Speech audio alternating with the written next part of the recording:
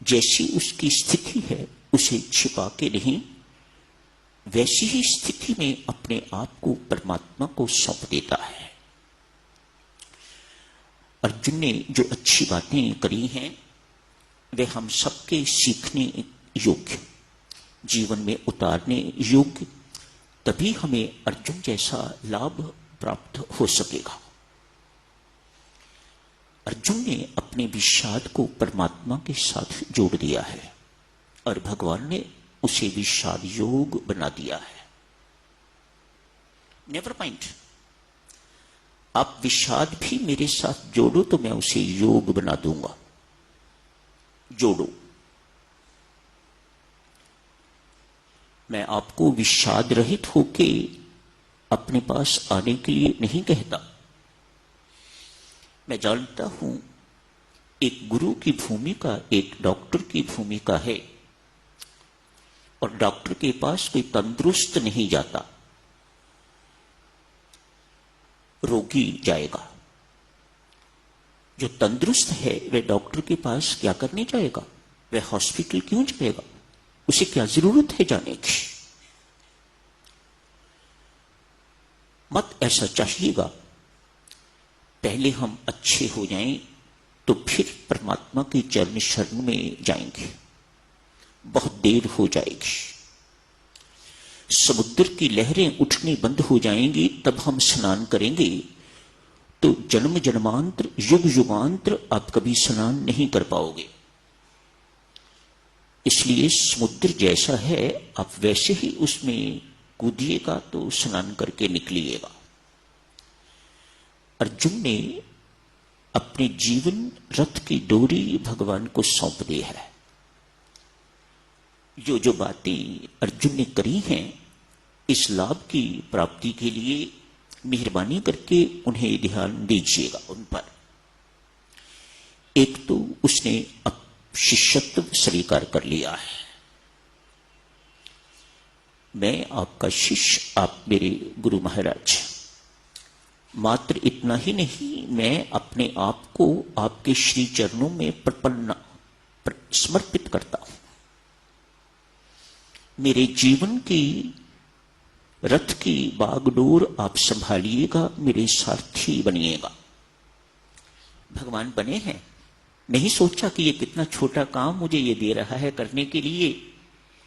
कहां भगवान, कहां मैं और कहां एक सारथी, रथ हाँकने वाला।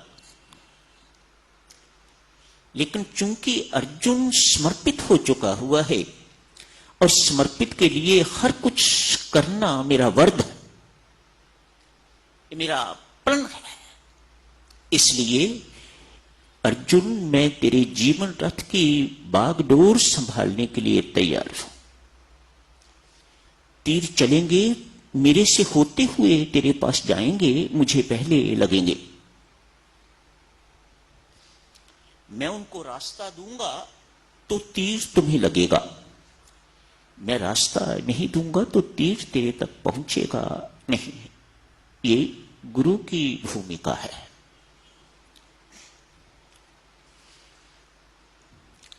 आगे बहुत कुछ होता है साधक सुनो, आप पढ़ेंगे।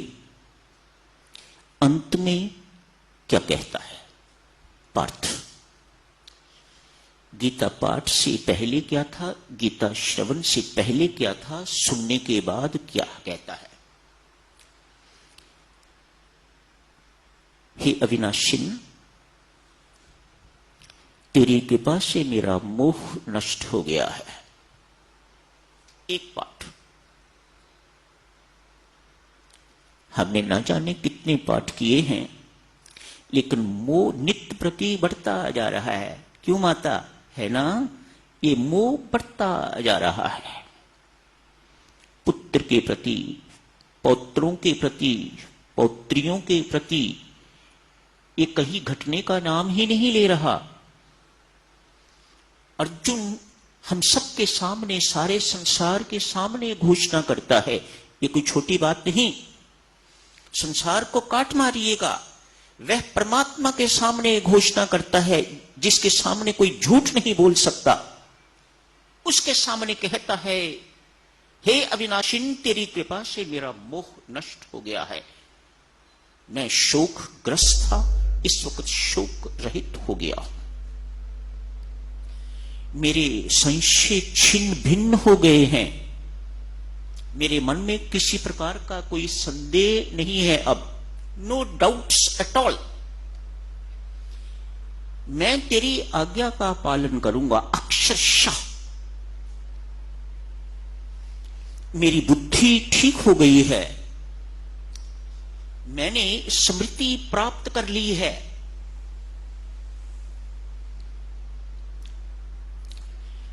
अर्जुन ने अपना जीवन सफल कर लिया। अर्जुन को खड़ा हुआ देख के, युद्ध करने को तैयार, सब कुछ छोड़ चुका हुआ, फिर धनुष बाण हाथ में ले लिया है और युद्ध करने के लिए तैयार देख के तो संजय अपना मत प्रकट करता है।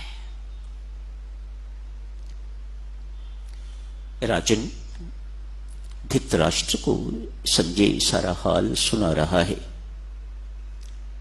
अंतिम श्लोक।